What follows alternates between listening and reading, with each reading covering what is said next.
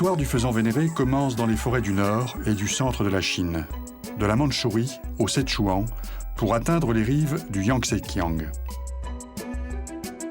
Oiseau ornemental très prisé pour la vieille Chine, il tient son nom de la coutume qui faisait de ses plumes des ornementations religieuses. C'est vers 1866, en France, qu'il fut introduit dans la nature, avec succès et à des fins cynégétiques. Oiseau forestier, mais de forêt ouverte, il est très sensible à l'aménagement de son territoire. Culture à gibier en sous-bois, clairières aménagées, riche en arbustes à baies, taillis sous-futés, ronciers, zones humides, diversité des surfaces boisées, prédominance de feuillus, tout ceci constitue le biotope idéal pour assurer aux vénérés nourriture, couvert et sites de nidification. Cependant, avec un faible taux de reproduction, environ 2,5 jeunes par poule, les populations naturelles de vénérés ne tolèrent que peu de prélèvements et une gestion rigoureuse. En période de nidification, nichant à même le sol, le faisan vénéré est particulièrement vulnérable à la prédation des renards, des mustélidés et bien sûr des sangliers dont la population a fait un bond ces dernières années.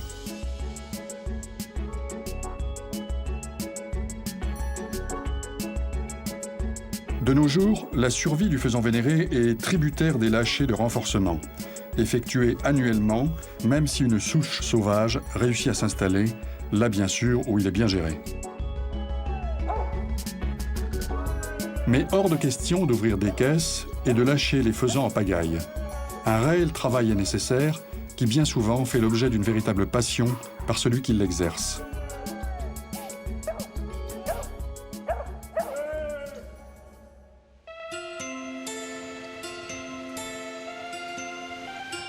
Notre excursion dans le monde du faisan vénéré commence par la rencontre d'un puriste.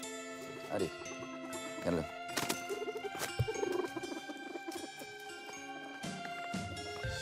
Il aime pas les lacets, mais si c'était ma tête, ça serait pareil. Hein.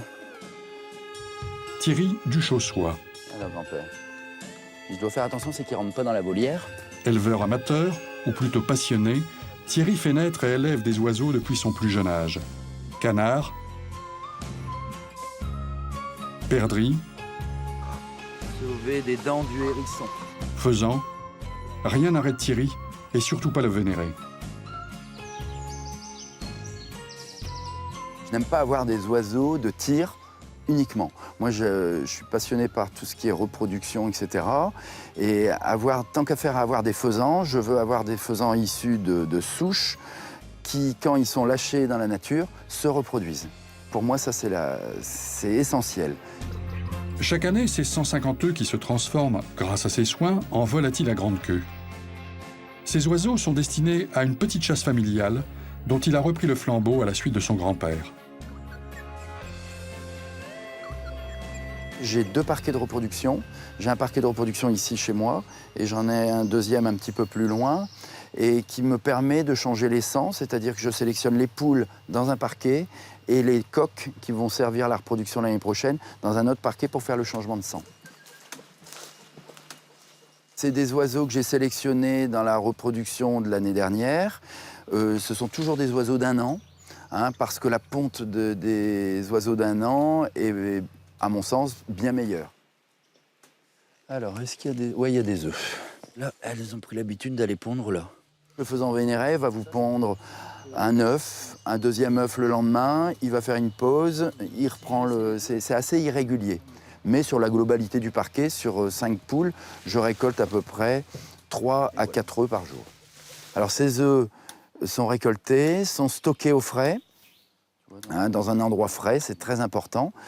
Et ils sont stockés en attente d'être mis à couver sous des poules naines, à raison de, en fonction de la grosseur de la poule, entre 12 et 15 œufs sous une poule.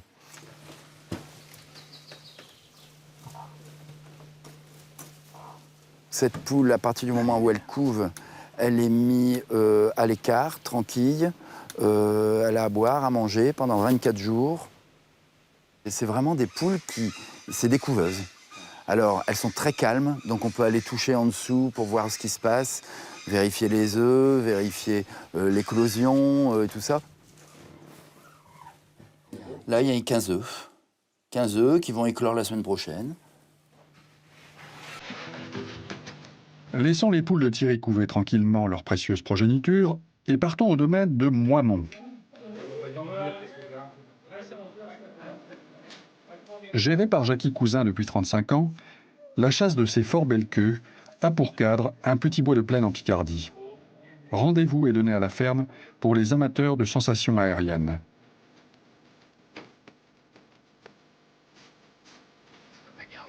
Ici, comme pour une battue au grand gibier, tout commence par le rond.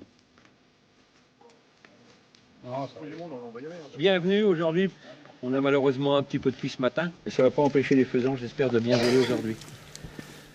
On vous recommande, surtout pour les poules, faites très attention. Elles ont cette sale habitude d'arriver hautes, elles plongent, et donc elles passent derrière vous à 2 mètres d'auteur. Donc on ne tire aucun gibier à 2 mètres d'auteur derrière, hein, pour une question de sécurité. On ne bouge pas pendant la trappe, on ira chercher avec les chiens après. Vous allez être placé donc d'un bout à l'autre, bien sûr, sur la ligne. Vous ne remontez pas avec les trackers, hein, on est d'accord? Chacun reste à sa place. Il n'est pas question de remonter parce que ça tire plus à droite qu'à gauche. Chacun reste à sa place. Et à chaque track, vous changez d'un numéro. Vous tournez. Ah, c'est mon père qui avait un ami qui était à côté de Dieppe, il y a 35 ans en arrière, et qui m'a donné le virus de faisan vénéré.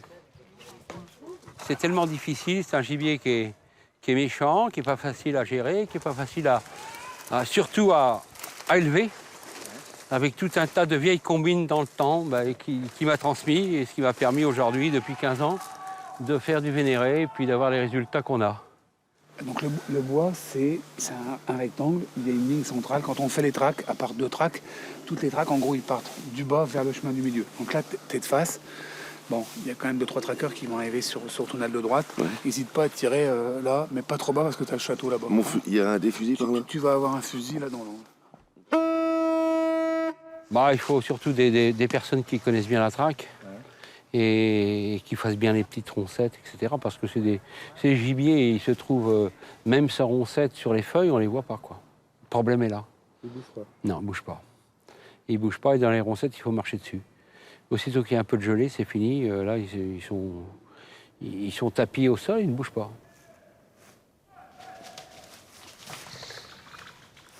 À gauche! Pierre! Pierre! Pierre!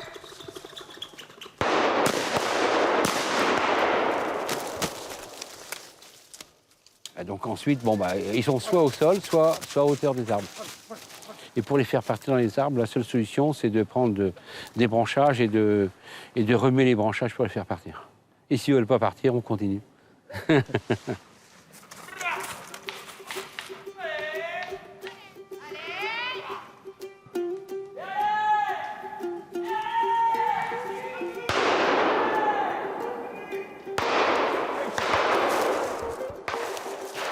Allez, chien, allez!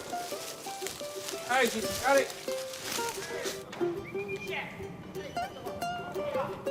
Pas de grande différence avec une battue au grand gibier en apparence.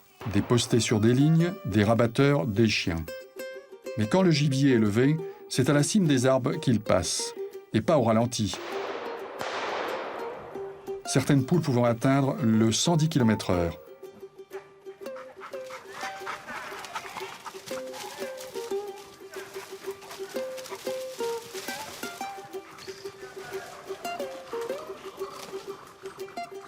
NRV, l'anagramme de vénéré, lui va si bien qu'en poussé par les chiens, il tente le tout pour le tout et franchit la ligne de fusil.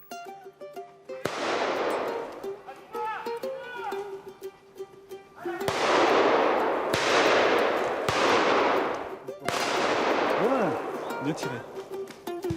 Bien Francis. Faut bien les allumer devant. C'est un très très beau gibier, difficile à tirer, surtout ça. Des personnes qui chassent depuis 15 ans, on est toujours à peu près à 5,2, 5,5 coups de fusil par volatile tué. Et ça, c'est très intéressant. À droite, à droite, à droite, à droite, à droite. Voilà. Les gens qui chassent au vénéré, ensuite, ils ont des très bons résultats ailleurs. Apporte, Titi, apporte. Apporte ton père, apporte-le. Allez, donne. Plutôt, c'est bien mon cher. Très bien. Ce qui est intéressant, c'est un gibier qui est imprévisionnel.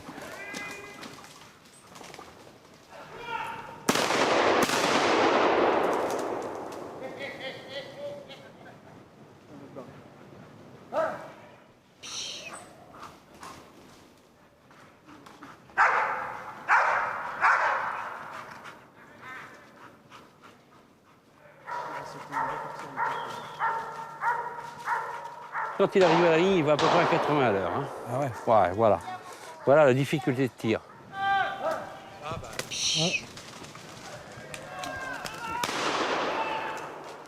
Bravo. Ouais, oui, ouais. Et là, il a fait un beau tir. En plus de son tir, c'est la beauté de l'oiseau qui motive le chasseur de Vénéré. Et quand il a survécu plusieurs années, le trophée est impressionnant. Les vieux, ce qu'on appelle les longues queues, quoi. Ici, là, le mieux qu'on a fait, c'est 1,93 m, là, il y a 10 jours. Il y en a plusieurs, mais on n'arrive pas à les avoir. Ils partent derrière. C'est un peu comme les vieux sangliers, hein. Et puis un jour, ils vont se faire avoir bêtement, quoi. Hein? Ah là, le salaud. Ouais. Non. Merci. Il était loupé. Ça, c'est un faisan qui a 4 ans, entre 4 et 5 ans. La reste des ergots derrière, tu vois, les ergots, ils sont... C'est des dagues, des petites dagues, les ergots, là. Ouais. Allez, bon.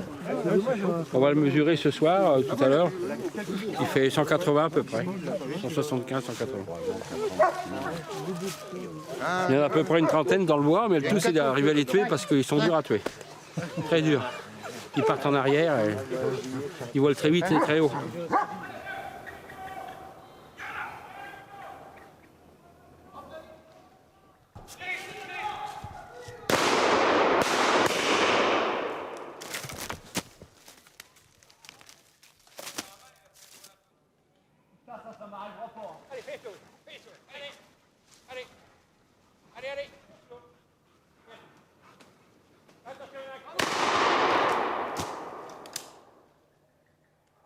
Mais ce sont des bêtes qui sont vraiment très, très sympathiques. À côté de ça, ils sont agressives. Donc du point de vue des renards, ils font leur politique. Du point de vue des promeneurs, alors là, c'est clair et net, ils les attaquent. Ah ouais. Ouais, il faut le savoir. Hein. Ils attaquent les promeneurs, d'où le problème. Tous les ans, j'ai une dizaine de lettres commandées de gens qui sont venus dans le bois et qui sont fait attaquer par les faisans.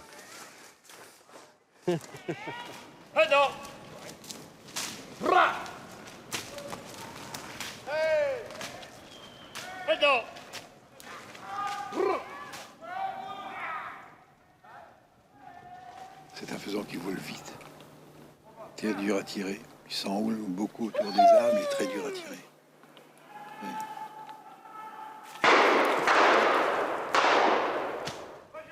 Les arbres sont très serrés, donc s'il n'y avait pas d'arbres, ça ne vaudrait pas le coup, tandis que là, c'est très très dur à tirer. C'est des beaux oiseaux.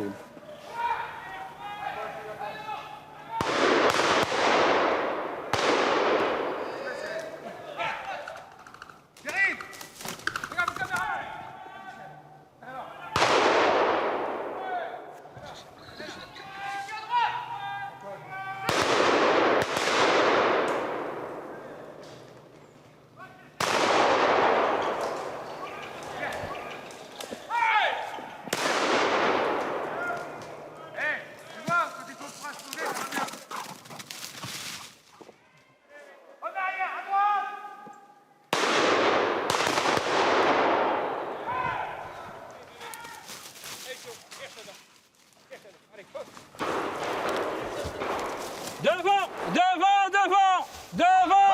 Julien, au-dessus! Julien! Cyril, Pierre! C'est à toi, Pierre! Il est tombé, va chercher mon pépère. Va chercher. Allez, va chercher.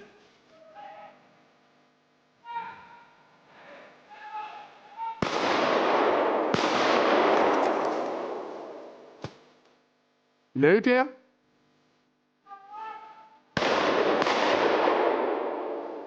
allez Titi, allez cherche, allez mon gosse, allez cherche là, allez attends. Il doit y en avoir là. Nous, on n'a pas fait partir beaucoup. Allez. Apporte, mon chéri, apporte-le. Ouais. Oh, le pépère, ouais. Allez, on se le apporte-le, pépère. Apporte à ce père. Allez, vite, dépêche-toi. Apporte-le, mon bébé. Allez, dépêche-toi. Apporte-le, mon chéri. Ouais. Oh, oui, il est beau. Oh, il est beau, ce roi. Oh, ouais, ouais. Oh, c'est bien. Allez, lâche-le. Lâche-le, c'est bien. Tu vois, c'est un beau faisan. Ça, c'est un volatile de un petit 2,5 kg. Hein. Une petite dinde. Voilà, le décor est planté. De grandes futaies, un oiseau exceptionnel par son vol et son plumage, un tir difficile, bienvenue dans le monde du faisan vénéré. Mais avant d'aller plus loin, retrouvons Thierry, pour qui une nouvelle phase est lancée. Là, je fais une opération que je fais toujours 22e jour, à peu près, juste avant l'éclosion. Hein, en fait, je prends les œufs, je les mets dans l'eau. Ça me permet de voir sur la couvée le nombre d'oiseaux que je vais avoir. Tu vas en voir, tu vois, qui coule. Quand on met un œuf frais, si je peux dire, dans l'eau, il coule. Donc, il est au fond de l'eau. À partir du 15e jour, la densité commence à changer, parce qu'il y a l'oiseau, il y a le fœtus qui se développe, et l'œuf, tout doucement, remonte. À la dernière semaine, tous les œufs flottent. C'est obligé. Si vous avez des œufs qui sont au fond de l'eau à 20 jours, vous pouvez être sûr que ces œufs-là ont eu un problème. Ils sont soit pas fécondés, ou il y a eu un problème au démarrage de l'incubation. Alors pour cette opération-là, il faut avoir des poules qui soient très calmes, ça c'est certain.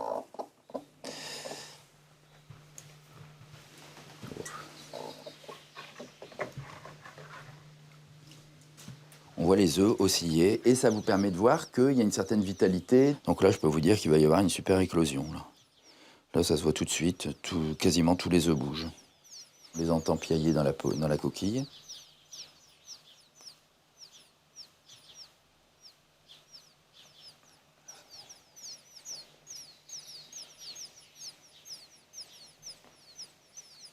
Là, quand ça bouge comme ça, c'est que c'est proche, là.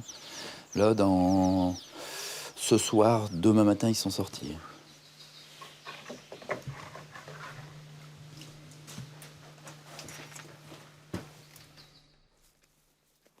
Fernando Estanquiero a derrière lui un demi-siècle de gestion du Vénéré.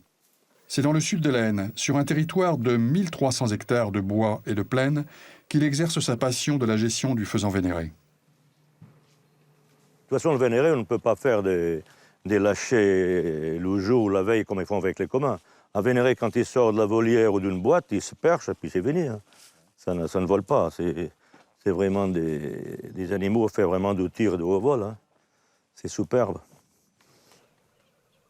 J'ai commencé à voir des vénérés ici en 1959. Avant, on n'avait pas beaucoup. Il y avait du naturel dans cette forêt. Alors moi, j'ai pris l'amour des vénérés par cette chasse-là. Je savais même pas ce que c'était, parce que moi, je suis d'origine portugaise, puis là-bas, j'ai jamais vu un perdreau gris de ma vie, ni un faisan. Alors quand j'ai vu ça, qu'est-ce que c'est que ce truc-là? Et après, j'ai pris goût, puis j'en faisais une dizaine par an, puis... Au départ, on mettait 150 ou 200 par an, on lâchait un petit peu, puis après, petit à petit, on a agrandi un peu. Ça nous permet de faire plus de journées, quoi. Maintenant, on en met 3000. Avant, je chassais 2 fois par an, maintenant, on chasse une dizaine de fois. Mais avant de chasser le Vénéré, il faut réussir son implantation. Et les difficultés sont nombreuses. Même si, comme Fernando, on a choisi la méthode du lâcher d'été, qui a priori peut sembler facile dans la réalité. En fait, il en est tout autrement. On ne sait jamais ce qui est efficace ou ce qui n'est pas. On essaie de faire tout ce qu'on peut en croyant de bien faire, mais dans l'élevage des faisans, en faisant comme on fait là, il y a beaucoup de bêtises qu'on fait une année qu'on essaie de ne pas la faire après. Même après 50 ans il y a encore des conneries à faire, il y a encore des bêtises, il n'y a rien. On apprend tout le temps. Oui, là, il doit en avoir pas loin de 500. Bon, il me restait à peu près 15 jours, 3 semaines. On les reçoit à peu près 3 ou 4 fois et je vais les chercher moi-même. Quand ils arrivent, ils ont 11 semaines. Parce qu'on les soigne en arrivant de l'élevage. Après, on reste un mois, à peu près 3 semaines, un mois. On donne de nouveau du produit pendant 7 jours. Et quand ils sont en pleine santé, le vétérinaire il va vérifier s'ils sont en bonne santé, et alors là, on les lâche dans le bois. Puis on les chassera maintenant, on est fin août, on les chassera que vers mi-novembre la première fois. Ils ne sortent pas de la volée avant que la queue fasse 50-60 cm.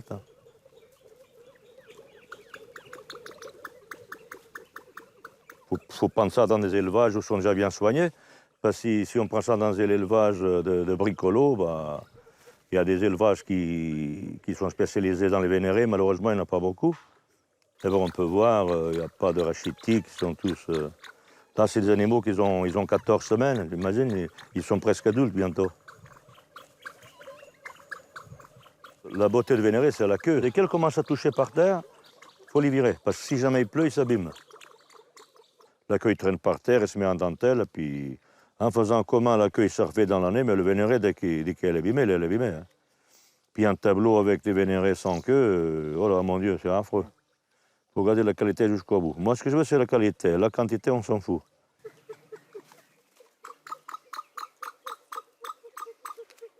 S'il pleut beaucoup, pour protéger les queues, on en met donc les ballots de paille, comme il y en a déjà un peu par terre. Et ça, c'est un boulot monstre. Mais si on ne fait pas ça, il n'y a pas d'animaux.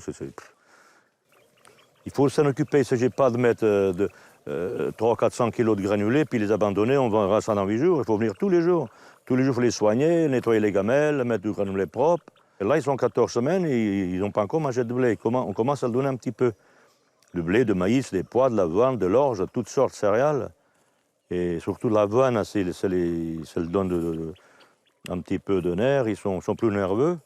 Mais ça ne fait pas grossir. Donc après, on donne un petit peu de maïs pour faire un peu de la chair, pour qu'ils soient en bonne santé. Moi, j'en mange jamais, mais c'est très bon à manger. Le vénéré, il faut déjà qu'il se plaise. Il faut faire ce qu'il faut. Il ne s'agit pas d'ouvrir les boîtes en vendant l'élevage et lâcher dans la forêt. Il reste ou il ne reste pas. Et là, en le mettant comme ça, ils vont s'acclimatiser un petit peu. Ils connaissent un peu l'endroit. Donc on a plus de chance d'en conserver. Mais enfin, on ne fait jamais plus de 50%.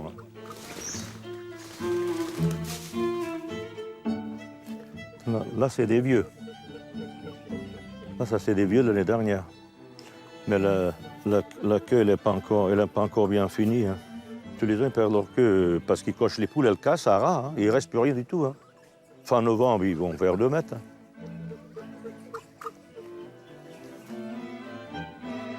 Qu'est-ce que vous faites là? Il n'y a pas de fusil, hein, attends. Titi, viens. Viens, va, papa. Ben, ceux-là, ils ont fait 1 an au mois de mai. Je voudrais bien les voir tout le temps, puis qu'on n'en tue personne, enfin bon.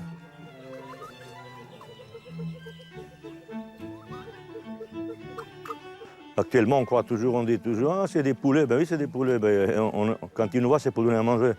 Mais après, quand c'est pour tirer dessus, c'est plus le même tabac. Mais au moment qu'on va chasser, dès qu'ils entendent les portes à claquer, on est obligé de changer de battu. C'est un sauvage très très vite. Hein.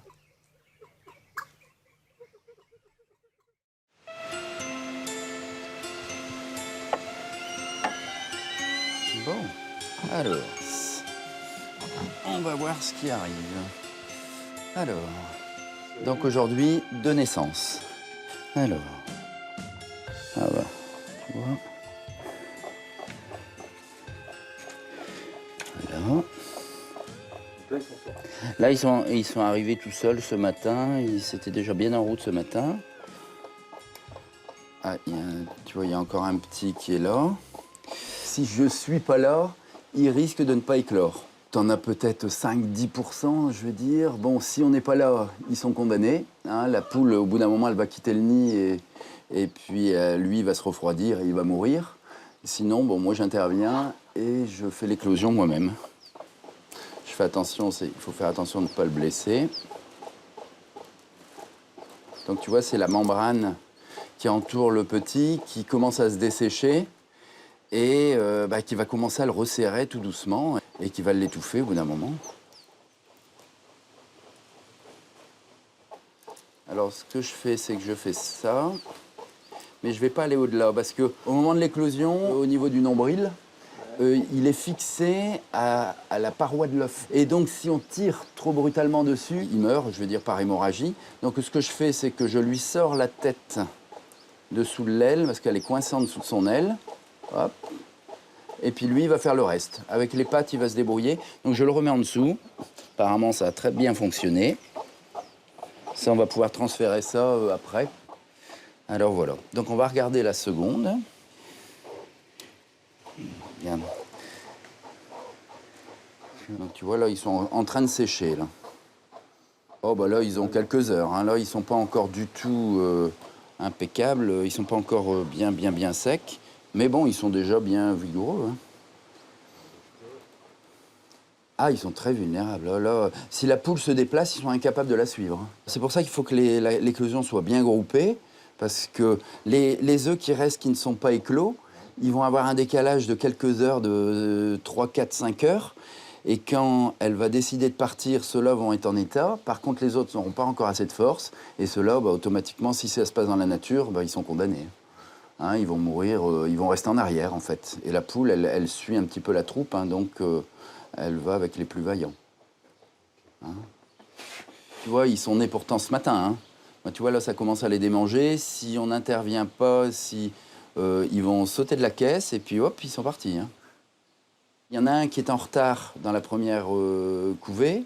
Ben, celui qui est en retard, je vais le mettre à la poule qui est un petit peu en retard. Donc, je vais le transférer. Et comme ça, tout cela, ben, eux, ils peuvent déjà partir. Donc là, il y en a 4. Hop, tu vois, hop, ça fait 7. 8, 9. Et voilà, et on est parti. Thierry transfère maintenant la petite compagnie vers le parquet de Prélâché. Voilà. Les faisans d'eau, qui n'ont que quelques heures, vont déjà s'habituer à la vie en plein air. Alors j'en mets 2 pour qu'elle se calme. Hop. Là, doucement, doucement. Bon, là, il y a un petit peu de surveillance. L'objectif de ce parc, c'est donc qu'on l'enlève au bout de quelques jours et les faisans d'eau s'éparpillent un petit peu aux alentours et reviennent auprès de la poule pour se chauffer. Donc la poule les rappelle régulièrement.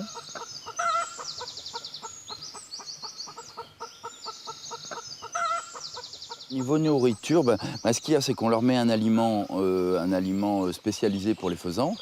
Mais par contre, le fait d'être à l'extérieur comme ça, parce que le petit faisan, à la naissance, pendant toute une période, il est insectivore. Et donc, ça lui permet d'aller chercher les fourmis, les œufs de fourmis, les petits moucherons, les petits vers, les trucs comme ça, dans la nature, je veux dire. Et donc, bon, ça les apprend à la vie sauvage, hein, si je peux dire. Et c'est incroyable. Hein. Le pourcentage de perte, il est infime. Sur 100 petits faisans éclos, je vais avoir 2% de perte. Et les oiseaux, ils sont plus beaux, ils ont un plus beau plumage et ils poussent beaucoup plus vite. Hein.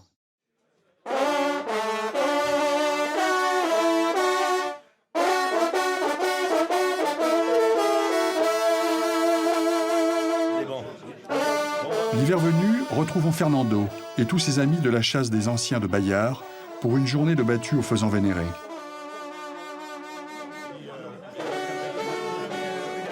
Une vingtaine d'actionnaires et autant d'invités composent l'équipe. Bien que pour la plupart, ils chassent ici depuis des années, Fernando leur souligne une fois de plus les consignes.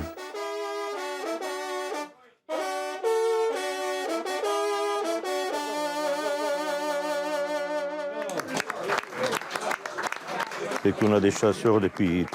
Il y en a qui a 40 ans qui sont avec moi tout le temps. Mais ici, souvent, quand il y a une place d'actionnaire de libre, c'est quand il y en a un mort, ou un blessé, ou un malade. Ils sont comme moi, de même, et il n'y a pas besoin de gueuler tout le temps.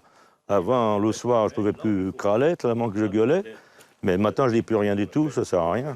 Mais sans la prudence, la chasse ne sera pas belle.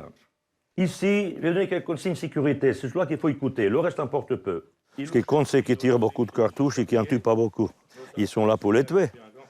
Mais moi, ça me fait... Ah, c'est la première journée qu'on chasse, que je les vois au tableau, je suis malade. Enfin, je passe tant d'heures à m'en occuper, puis après, quand je les vois morts, enfin bon. On tire tout ce qui vole, rien qui court, c'est beaucoup plus simple. On ne tire même pas le renard. Voilà, comme ça, c'est clair, c'est net. Le renard, c'est le travail des piégeurs. On a très peu de renards, il en faut un peu quand même. Hein. C'est comme les belles-mères, vous savez, un peu, enfin, pas trop, mais il faut quand même quelques belles-mères pour qu'on puisse avoir la fille.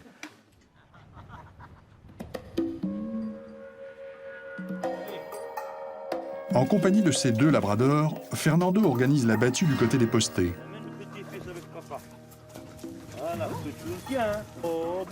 Les rabatteurs, ils vont faire ça, après ils se divisent en 2, ils font des 2 côtés. Hein. Alors tu risques de tirer des oiseaux comme ça, de l'autre côté, bah, tout débrouille. Hein. Prudence avant tout, d'accord? Son fils Bruno prend en main le rabat qui est ici primordial. Les oiseaux doivent être dirigés spécifiquement vers les lignes et surtout ne pas partir en retour.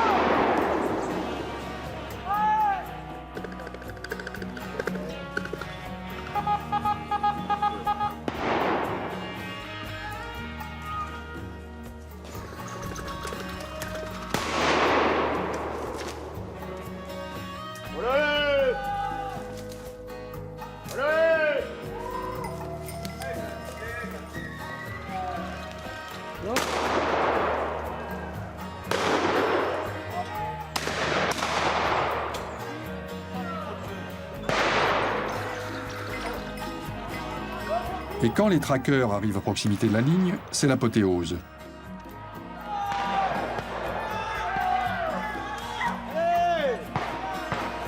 Cela ne dure que quelques minutes, mais des minutes intenses.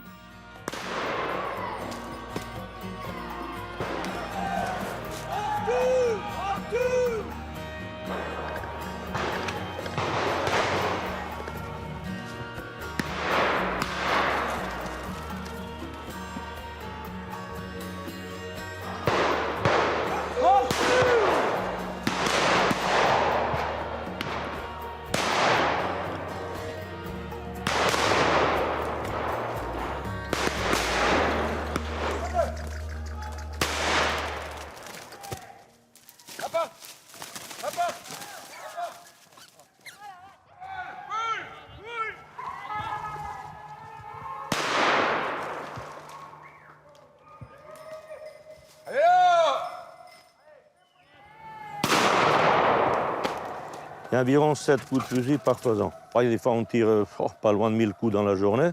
Puis quand on en fait 100, 120, 130, pour 1000 coups, c'est déjà pas mal. Hein. Bon, maintenant, il y a certains actionnaires qui ont l'habitude, ils tirent mieux. Mais il y a des invités, l'année dernière, il y en a vu un pourtant un grand chasseur, il a tiré au moins 70 coups, il en a fait 3 ou 4.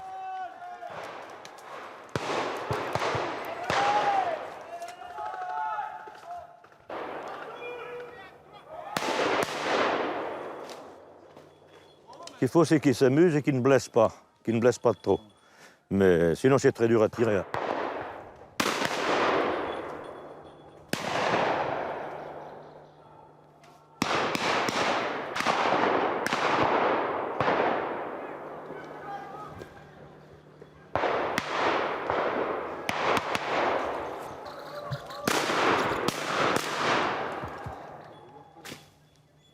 J'ai interdit de tirer plus d'un coq par battu parce que cette année, on a eu 70% de production en poule. On ne peut pas se permettre de laisser tirer n'importe quoi et tirer tout même dans tous les battus. Parce que si on tire tout, le faisan vénéré, lui, il est tellement puissant, il saute toujours les battus que la poule, il se pose 2 ou 3 fois avant de sortir dans la ligne.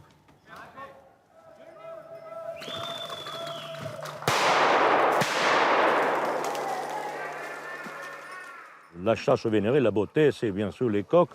On ne veut pas dire de mal des poules, loin de là. C'est très joli, une poule, ça vole encore plus vite que les coqs.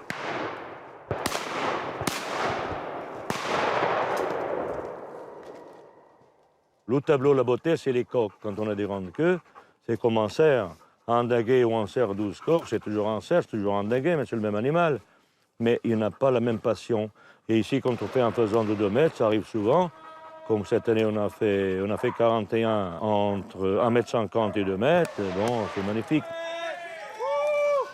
Attention devant!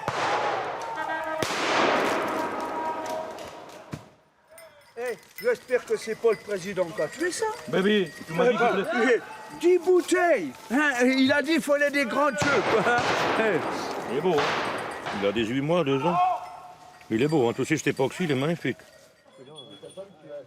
Mais le vénéré, c'est quand même un faisan de grand vol. C'est comme le perdos. Le perdos gris puis le faisan vénéré, ça restera toujours la haute gamme, de la grande qualité. Bien sûr, il faut trouver des copains, des amis qui puissent financer la dépense pour avoir la qualité. En effet, entretenir une chasse au vénéré revient cher.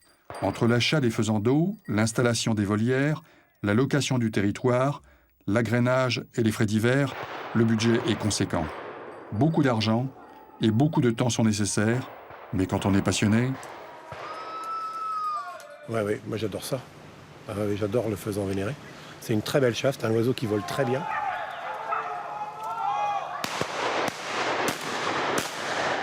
Le vénéré, là, c'est vraiment difficile. Là, il était plus haut que les arbres, il était... il était difficilement tuable. Je l'ai loupé, hein, ça fait partie de la chasse. Hein. Et heureusement qu'on loupe.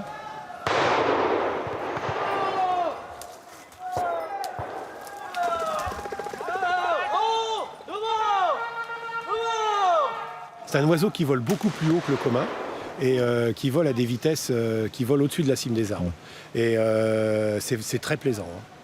C'est le plus beau coup de fusil au...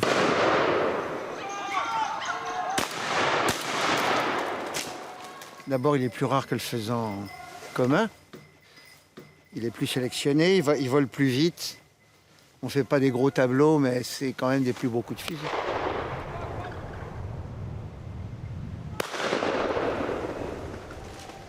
En plus, c'est mené par un président qui veut pas qu'on tue. Ça lui fait plus de mal de tuer ses faisans que le reste. Vous voyez, il nous dit un coq, attention, faut bien... Alors les gens qui ne sont pas habitués, ils ne font pas la différence entre un coq et une poule. Alors ils ne tirent pas parce qu'ils ont peur de faire une bêtise, il est ravi.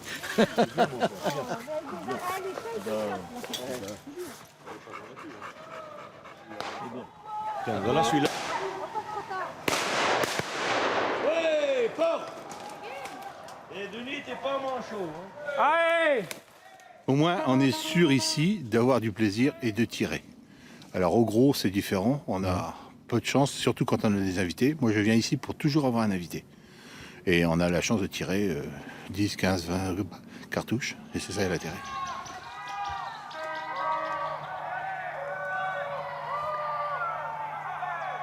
Et puis bon, ça sort un peu de l'habitude du gros gibier, tout ce qui est sanglier, chevreuil, etc., etc. C'est assez difficile d'avoir une belle chasse comme ça, un beau territoire, hein, avec des animaux qui volent si bien que ça, quoi. Donc il faut reconnaître quand même que c'était une super chasse. Le tir est très beau, quoi. Donc un gros avantage par rapport à des faisans communs qui ne volent pas, quoi.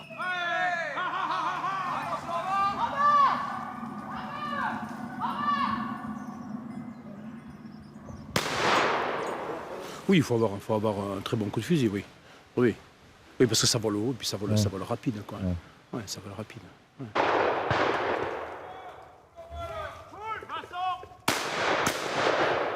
Ça vole vite. Puis pas assez près, hein? Ah non, c'est pas évident. Non, c'est pas évident de... Ils se défendent bien, et tant mieux. Et tant mieux. Un jour, j'ai été invité et ça m'a plu. Le fait que ce ne sont pas des faisans que l'on lâche de la cage, hein, qui sont élevés depuis de l'été. Hein.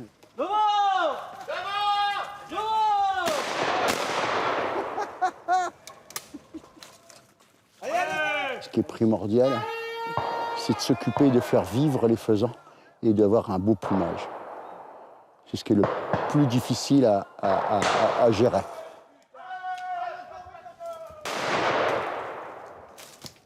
J'ai réussi à en avoir un. Non, en plus, surtout que le faisan vénérin, c'est pas un oiseau qui se laisse avoir facilement. En plus, il se perche. Sa défense, c'est se percher. Aussitôt qu'il se sent...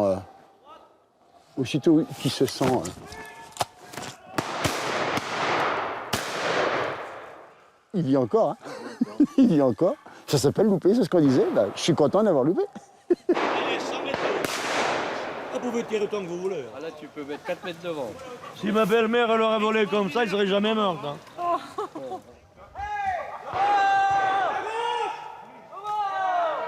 On gâche le beauté.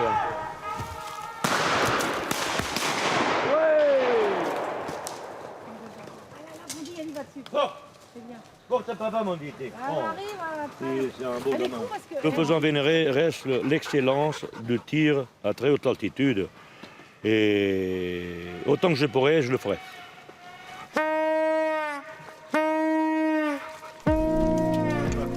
Voilà, la journée se termine pour Fernando, ses labradors et ses amis. Il ne reste plus qu'à présenter le tableau, incontournable, et qui clôt la journée de chasse sur une note artistique avec ses couleurs uniques et chatoyantes.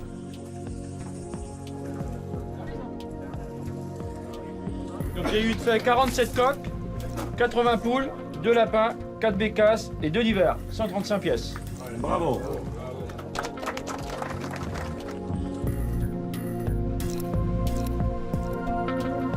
Nous prenons la direction du département du Nord pour y rencontrer Anne et Alexis. Tous deux sont éleveurs professionnels au Vieux-Berquin.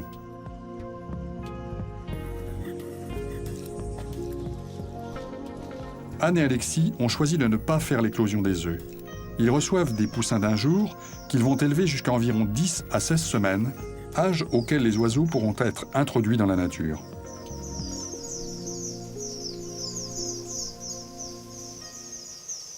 C'est un métier à part entière, la reproduction. C'est-à-dire que vous avez vos oiseaux, mais il faut aussi les premiers de bande et surtout les derniers de bande, les pontes assez tardives qu'il faut aussi commercialiser. C'est beaucoup d'investissement au niveau du matériel, c'est garder des animaux toute l'année sur votre site, donc c'est aussi un risque de microbisme plus important. Nous, à la fin de la saison, on n'a plus d'animaux, donc au niveau microbisme, on arrive à réduire complètement à zéro. Ils sont arrivés donc mardi, il y a 10 jours. Ceux-là viennent de Sologne. Ils arrivent un jour sortis de l'œuf. Hein. Ils sortent de l'œuf, ils sont mis dans des cartons, ils sont transportés immédiatement. On ne les nourrit pas au blé, hein, forcément, il faut des protéines. Donc c'est une nourriture adaptée qui est vendue par des spécialistes. Et puis en fonction de l'âge, le taux de protéines change. Et donc on adapte les nourritures aussi bien dans leur calibrage que dans leurs protéines en fonction de l'âge. En 8 jours, ils ont déjà bien changé. Ils ont plus de doublé en taille. Au départ, on avait des plaques tout autour du chauffage pour les maintenir près du chauffage. Là, ils sont passés en système automatique au niveau de l'abreuvement. Et pour ce qui est de la nourriture, c'est pas automatique, hein, tout est manuel. Ils vont rester ici jusqu'à ce qu'ils aient 15 jours, 3 semaines. À 3 semaines, s'il fait beau, on va ouvrir les portes et on les mettra dehors. Précaution, c'est précaution de base, hein, déjà au départ. Température, eau, qualité de ce qu'ils mangent, de ce qu'ils boivent. Et ensuite, les précautions, c'est au niveau climatique. Quand vous les sortez, faire très attention. Tout au moins pour les premières sorties, les variations de température, des choses comme ça, que chaque nouvelle chose que vous leur amenez soit amenée de manière progressive, pas brûler les étapes. Mais pour ça, il faut démarrer très tôt, les sortir très jeunes et augmenter proportionnellement. À cet âge-là, l'attention particulière, c'est de forcer sur le fait d'aller dehors.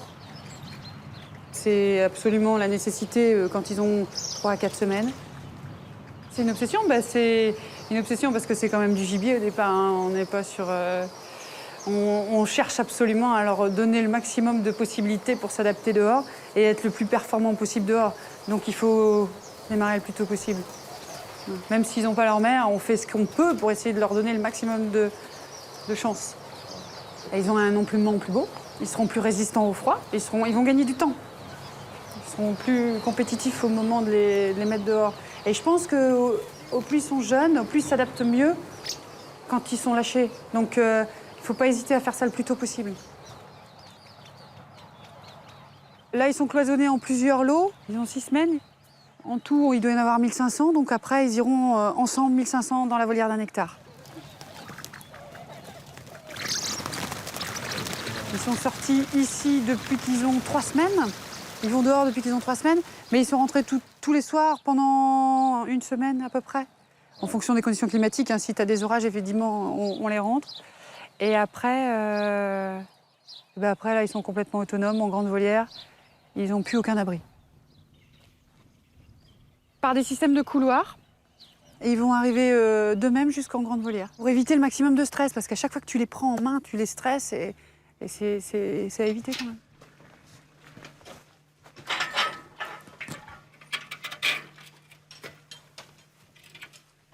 Ensuite, donc ils vont rester de la grande volière là, à partir de 6 semaines et demie, hein, jusqu'à ce qu'on les mette dans le bois.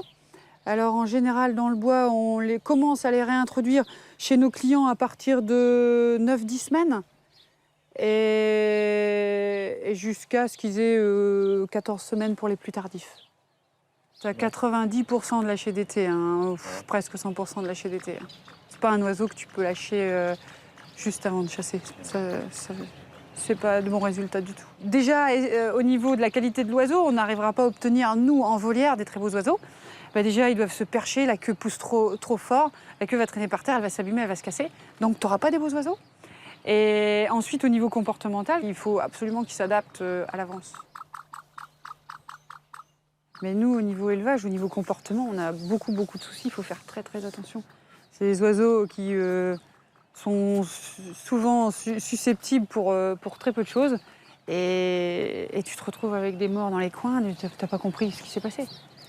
C'est psychologiquement assez fragile, dirons-nous. Non, ils ne sont pas peureux, ça fait partie de leur trait de caractère. Ils sont difficiles à comprendre, ils sont à la fois pas peureux et à la fois très méfiants quand on les chasse. Et même un oiseau qui aura été chassé l'année dernière redeviendra comme celui-là, pas peureux, en intersaison. Donc là, ils vont réapprendre à manger le maïs, pousser un petit peu, avoir des plumes qui sont conséquentes, et puis dès qu'ils sont un petit peu plus matures, directement en forêt. C'est dans la forêt de Nieppe, mitoyenne de leur élevage, qu'Anne et Alexis, adjudicataires d'une parcelle de 300 hectares, réimplantent chaque année 1000 faisans vénérés qui viennent compléter la population existante. Mais pourquoi se lancer dans une aventure pareille lorsqu'on est éleveur et adjudicataire d'une forêt? Nous sommes 5-6 adjudicataires sur la forêt Nieppe à faire des chasses à la botte. Voilà, et puis parce que c'est un peu plus compliqué, c'est une vitrine aussi de notre élevage. Et puis parce que y a des gens qui nous l'ont demandé aussi. Hein. Et c'est vrai qu'organiser une battue de vénérés quand vous avez réussi, le soir, nous sommes très heureux et puis très contents. C'est pas si facile que ça à organiser. Hein.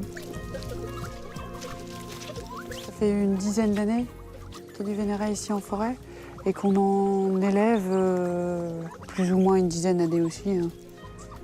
Pourquoi? Parce que je crois que c'est un petit peu l'oiseau qui n'existait pas auparavant.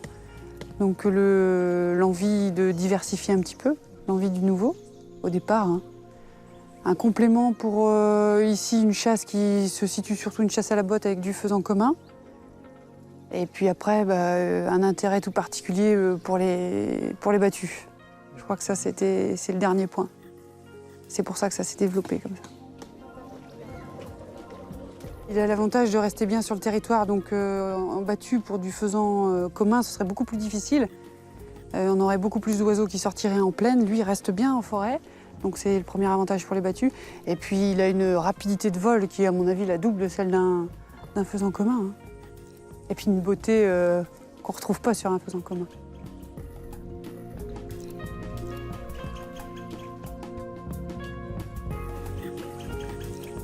tant qu'il n'est pas chassé, il ne deviendra pas sauvage. C'est le problème de cet oiseau, il est fantastique à intégrer en forêt, mais il est très très long à devenir sauvage. Pourquoi c'est un problème? Non, simplement vis-à-vis des gens. Pour nous, ça n'en est pas vraiment un, effectivement. Au contraire, hein, on a le plaisir de les voir plus facilement. Mais vis-à-vis des promeneurs, c'est un petit peu plus difficile à défendre. Comment est-ce qu'on peut chasser des oiseaux qui sont là près de nous, alors qu'ils n'auront pas du tout le même comportement plus tard? Aussitôt que nous allons chasser, ce sera complètement différent.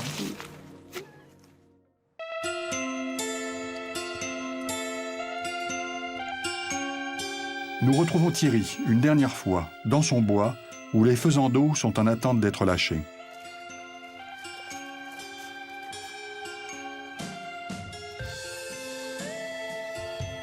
Ils sont arrivés ici à 3 semaines. Là, ils ont 7 semaines. Là, ça a été une période d'adaptation. Et je vais ouvrir la volière là, dans peu de temps. Et la poule, elle va évoluer avec eux. Dans le bois, elle va partir avec eux, ici aux alentours. Et puis, arrivé à un certain stade, la poule va se désintéresser de ses jeunes, etc., vice-versa. Et eux, ils vont prendre leur indépendance complètement. Pour Thierry, le travail est maintenant terminé. Il ne lui reste plus qu'à attendre patiemment la première journée de chasse, car c'est à ce moment-là qu'il se rendra vraiment compte de la qualité de son travail.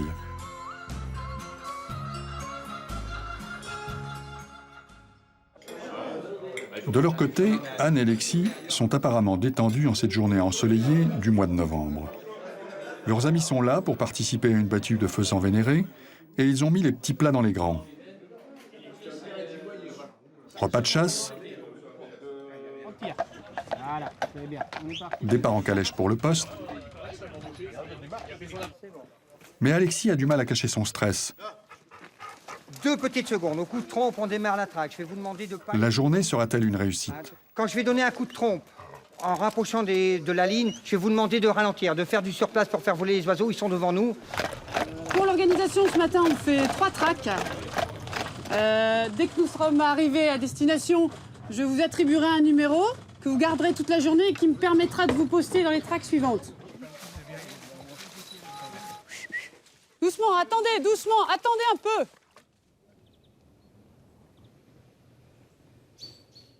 Avec moi. Oui, viens là.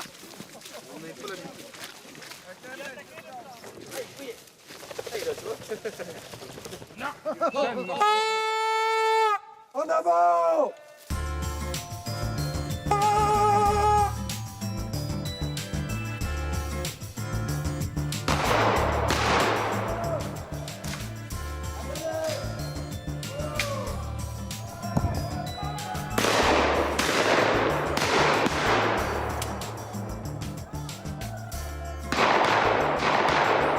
Difficile de faire de la battue ici parce qu'il y a énormément de ronces, la forêt est très sale. Bon, bah... Hop, vénéré! Vénéré à gauche! Au-dessus, au-dessus, au-dessus, au-dessus! Encore, à gauche!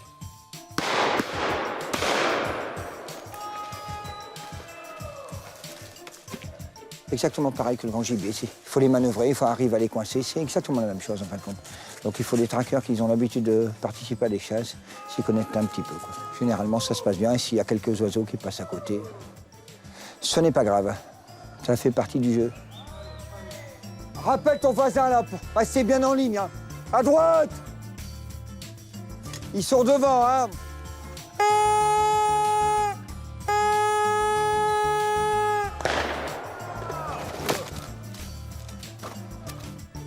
Ça passe la ligne à 300 mètres de nous. Écoutez, c'est magnifique. Regardez là-bas.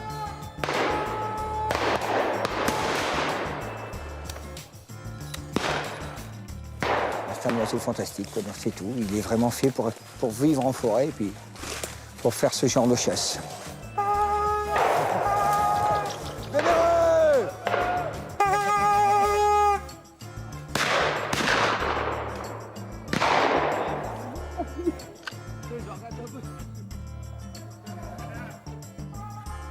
Jojo, fais ralentir.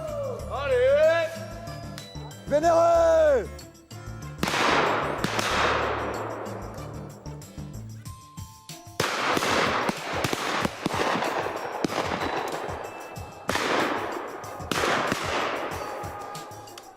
Écoutez, quand vous pouvez faire des battues comme ça, c'est magique, c'est un rêve. Écoutez, on voit pas les oiseaux. Écoutez, regardez ça. La battue terminée, Anne et Alexis seront satisfaits. Et leurs invités aussi.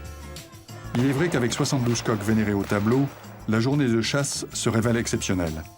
Encore une preuve, s'il en faut, que cet oiseau offre à qui sait s'en occuper une chasse sans pareille.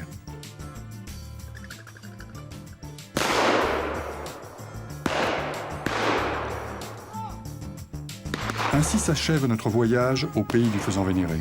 Une aventure humaine où résultat rime avec humilité en quête permanente de connaissances. Bien plus qu'une chasse, c'est un état d'esprit qui peut sans prétention se résumer en un mot. C'est une passion. Alors n'hésitez plus, vous aussi, devenez passionné. Ah ouais, d'accord. Ouais, ouais. Pas du tout, vous là. Ouais, ça a tiré jusqu'ici, hein. J'ai tiré, oui.